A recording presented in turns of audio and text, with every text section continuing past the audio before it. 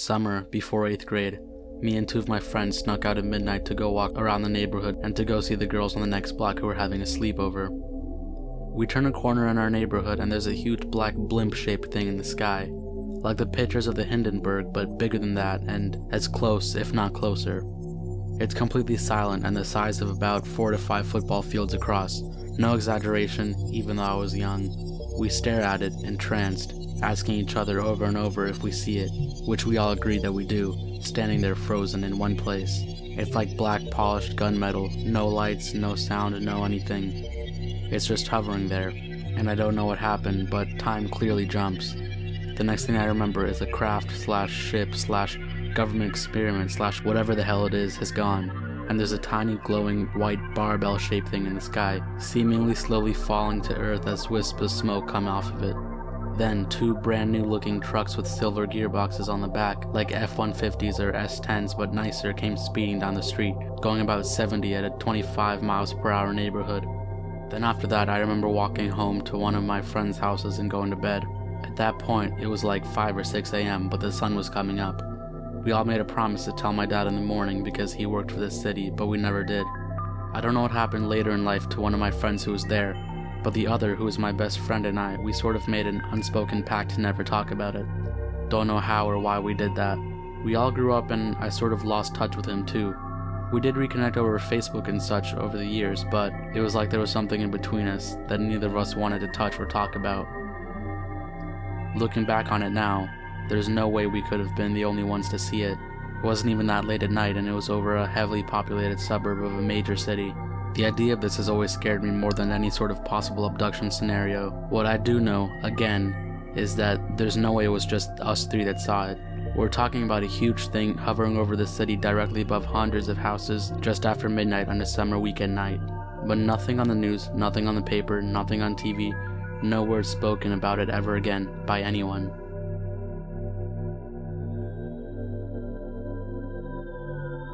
My mom tells a story of her and her friend. Let's call her friend Lisa. When my mom and Lisa were teenagers, they were up on the roof of Lisa's house and they saw a bright light in the sky. Next thing they know, the light is gone.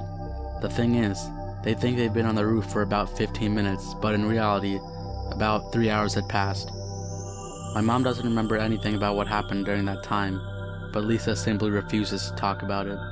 She would answer my mom with things like, "I don't know," or "just drop it," for a long time. So a couple months later, my mom moves away and loses contact with her friend Lisa for about 10 years. She finally meets up with her again and immediately notices that something about Lisa is odd. Apparently Lisa is very distant to her with a very dreamy demeanor, like she was really happy and at peace, but for no good reason. After they talk for a bit, Lisa brings up the incident on the roof. My mom says she still doesn't really remember anything about it, but Lisa remembers. She remembers everything. She said that at first it was all bits and pieces and she couldn't really remember any of it clearly. She was confused and scared and just wanted to avoid discussing it. Then, as time passed, she began to remember more of it. She remembers it all clearly, and she remembers 3 other times when she was abducted. Lisa explains that at first they paralyzed her somehow and did all sorts of invasive experiments on her. But the most recent time, they stopped probing her and began to talk with her. They didn't speak English or any other human language, but she could understand everything they said, even though she couldn't speak the language herself. Apparently, they told her all sorts of things about space, Earth itself, and most shockingly, predicted years beforehand that she would get pregnant in a specific year, and that it would also be a stillborn, and that after that she would never be able to have children again. They also told her that it's not their fault, and they've been making an attempt to save her from this fate, but they were unsuccessful. They had also told her that they had abducted my mother. Another time, after that first incident, Mom says she has no recollection of any other potential abductions, but she does have recurring nightmares of being abducted. But she's almost sure that they're just that, nightmares. Anyway, Lisa tells Mom that every time she's spoken with them, she comes to understand the truth more and more. When my mom inquires what the truth is, Lisa just says that you will know eventually, and she said that once she learned the truth, then everything became wonderful. My mom has seen her a few more times over the years. We still live in another state from her, and she apparently has a pretty normal life, and doesn't obsess over alien stuff, like some supposed alien abductees do. but she only ever brings it up in passing, not like it's a central part of her daily life.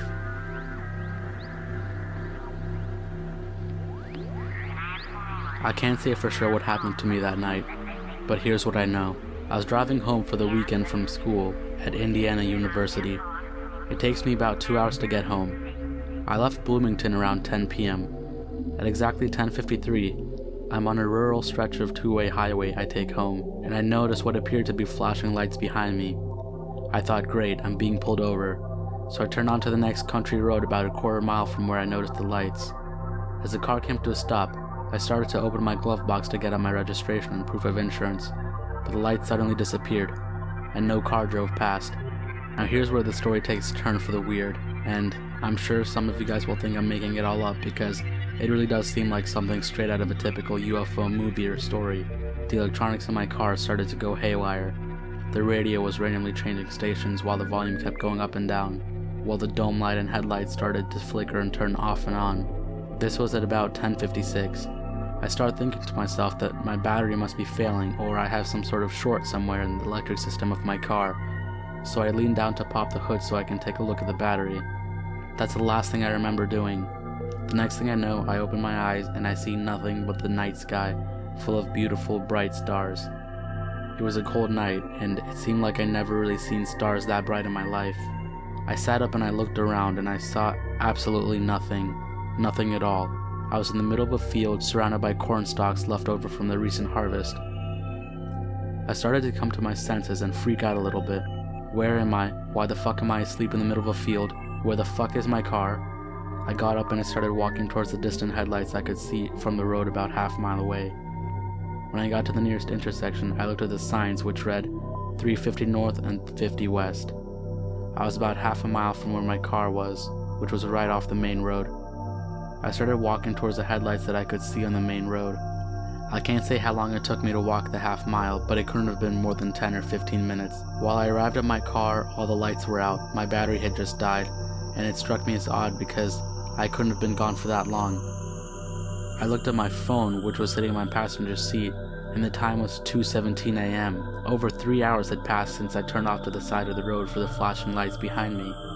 I remember sitting in my car, completely dumbfounded, wondering what the hell had just happened to me.